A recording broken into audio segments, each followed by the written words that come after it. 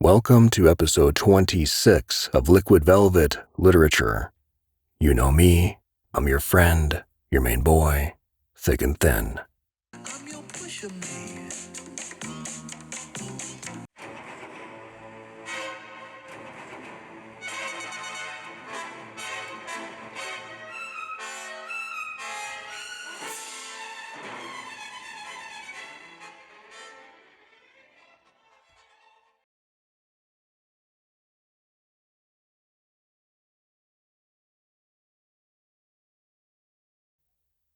Welcome to episode 26 of Liquid Velvet Literature here on Prose Radio, and we began today with a quote by Curtis Mayfield. Who does not love that song? That bass line and his voice and the lyrics, just a beautiful, beautiful song. I used to work in a bar and on the border of Mexico, and I would play that every morning as I set up and shit, and it was just a cool feeling hearing that. Dun, dun, dun, dun. Something so soothing about that song's essence, too. I don't know. Anyway, we have a show today with three features, or a feature of three. Coffee. There you go. Use your words, buddy. And this three really nicely written poems. I like them. I got the request sheet in today in my email, and most of them are extremely long pieces of fiction, which I like to read, but in the interest of time and duties today, being Monday and a few things to take care of, I wanted to just pop in, say hello, and let's read some poems. Here we go. I'll go to here. Dun, dun, dun, dun, dun, dun, dun. All right. So we have three poems today. I'm going to go from the bottom up. And I like today's show because I'm pretty sure I've never featured Sandlot before.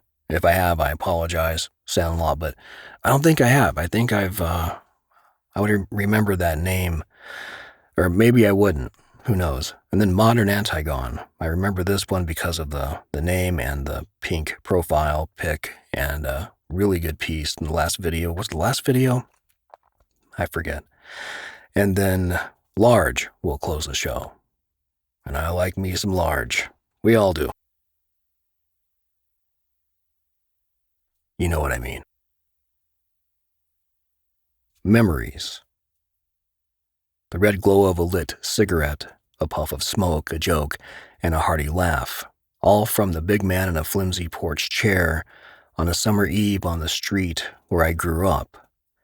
A nicotine-stained forefinger tapping a beat on the steering wheel of a station wagon carrying me from grade school on a spring day back to the home on the street where I grew up.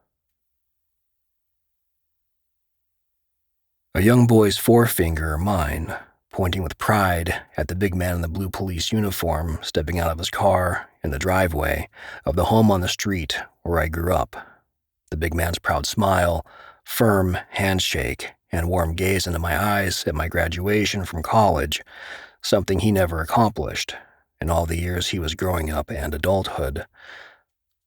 The retired big man holding my little child, his first grandchild, up to his double cheek while wearing a brown security guard uniform during my visit to the home where I grew up. An organ plays on eagle's wings at the big man's funeral. I touch his coffin, fight back a tear, console my mom and brothers. It's too painful to recall events in the house I grew up in. My son's forefinger taps a beat on the steering wheel of his car. Just like Grandpa, I say from the passenger seat. We both laugh as I recall life with Dad in the house I grew up in. Yeah. Huh. Well,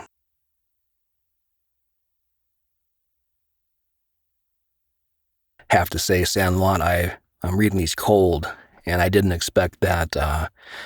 Just going by the first read of this, the first glance, I didn't expect it to be so near and dear to my own heart. Thank you for that. This is beautiful. And these are again from the challenge for the Prose Challenge, the longest poem. I really hope this one 3 likes.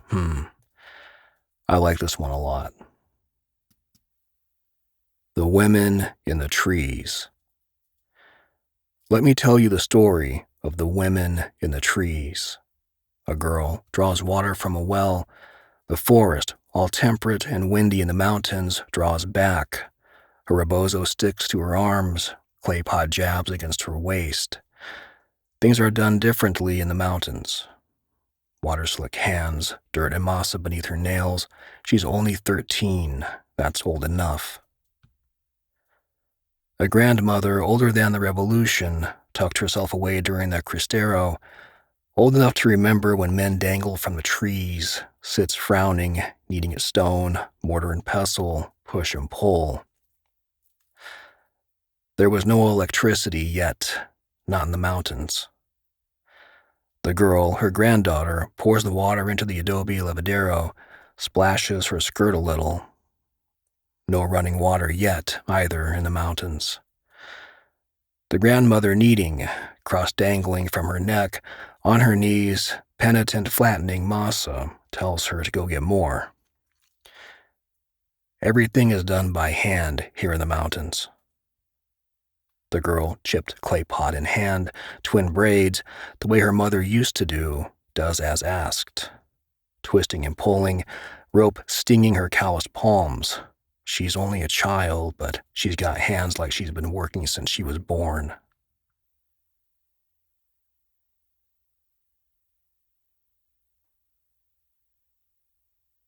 A man wanders out of the arboles, swaying trees that break apart for him. He calls out to her, a glint in his eye. A friend, he calls himself. The girl, she hoists up her pot and her skirt and tells him that he's gone the wrong way, preparing to run. The man smiles and descends upon her. You want this, he says. I want you, he says. It's love at first sight, he says, and wraps his arms around her. She screams, she runs up the hill. Fast feet can only do so much against a man. He catches her. The clay pot shatters. It was a different time, but we knew it was bad even then, in the mountains. He hurts her, simply, angrily. She claws and screams and bites and cries, jagged edges of clay digging into her back. The man, wild-eyed, blood-hungry, sinks his knife over and over into her chest until she is more wound than girl.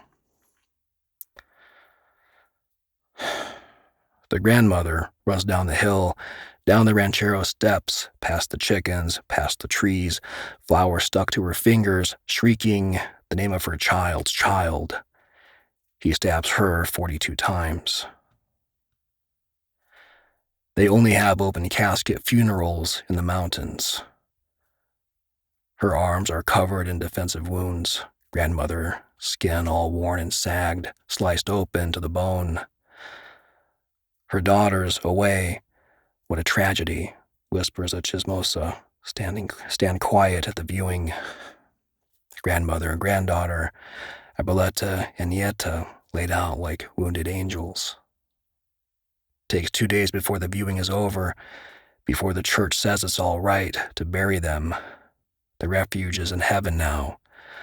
The man flees before he can be strung up. There are no police in the mountains. Their daughters hear whispers, convocations, allegations of the man who did it. A slip of tongue, a twist of fate, word of mouth. He who hurts is here. This was how we did things in the mountains. Braided hair just like their mother's mother, knives belted to their waists, poised low in the trees, lying in wait. As the man walking home along the dirt road gnawed on a nectarine, pit and juices jutting against his teeth. Daughters, mother blood hot and angry, descended upon him, his nectarine laid in the red dirt, an afterthought, as they drew into him and cut.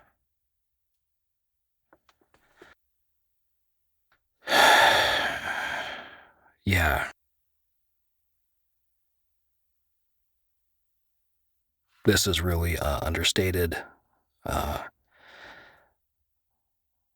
Cinnamon Whistle, beautiful, raw, and jarring. Dwizerk says this was so visually intense. Love the cultural tie-ins to each shocking verse and painful remembrance. Just really great work. Yeah, it is. It's really great work. This is, one of the benefits and disadvantages I have to reading cold. Is I should have read this straight through before I narrated it because like all good writing like this, I found myself connected and really fucking mad at that dude. Even though, still. And I was reading this going, I hope they get that motherfucker. And this was really well done. So thank you for this. And by the way, Modern Antigone, I'm not really these days too well pronunciated or enunciated in Spanish, and I hope I didn't totally fucking massacre the words I just winged.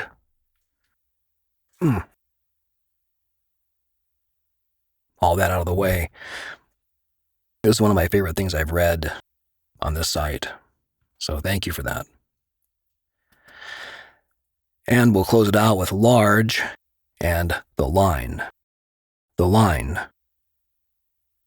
Take a certain length of, let's say, fiber of that which there is never enough in the span of human diet, and we feign check tensile strength of pushing, pulling from index to thumb, right and left, or taking a tooth primitive to gnaw it quick-like in a suture of temporary fit, to be tied off and dispensed with like a dangling preposition, to which proposition of we need only append some customary phrase of furthermore or as well or something similar as to extend the remark without altering effect and continuity of thought or wire on which dial tone depends, the somewhere along the spectrum or broadband of understanding that follows us like umbrage taken in defense of the long shadow behind the hooker's lashes, or the dalliance that melts us into common shade of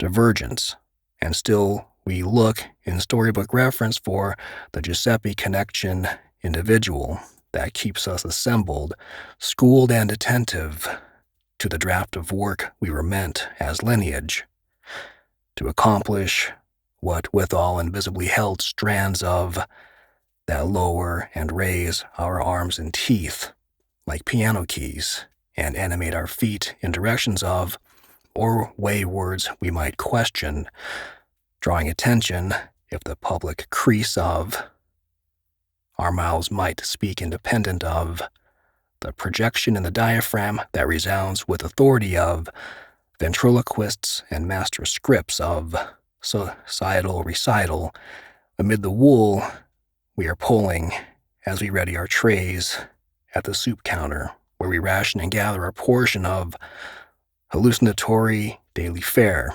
while at the back of is waiting the rod and the bait, not spared with image notes smoker underline, reflected in the buoy of water with a smear from the corner of a blurry signature and every fading memory mark on paper of any me, myself, and I.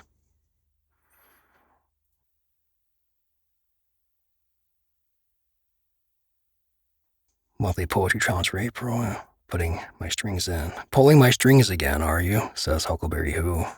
Large, haha, I need to tweak a few lines here. The syntax is bothering me. Appreciate your good-humored read. Thanks. Well, Large, when I first began reading this, I had a goal. One read, straight through, no fuck-ups. And, it's funny because this was so well constructed that like the word buoy, I totally flubbed that word buoy and somewhere else up here. Oh, it was an S word. Where the fuck was that? Like societal, I think it was. I'm not going to find it.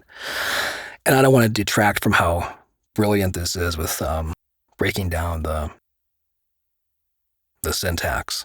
This was fucking great. Thank you, Large. And that's going to wrap today. What a great show today. 3 pieces, but so prominent. And also what occurred to me is how different each one actually was. when staggered like they were. And yeah, three formidable talents. And I'm going to thank them again for putting their work on the site. And before I go, I'm going to say it again. If you like to read or write, go to thepros.com. Read and write, inspire, be inspired. The world needs your work now more than ever. Way more than ever right now. So go to thepros.com, get a profile, give it to us. And we'll see you in the new video. Take good care.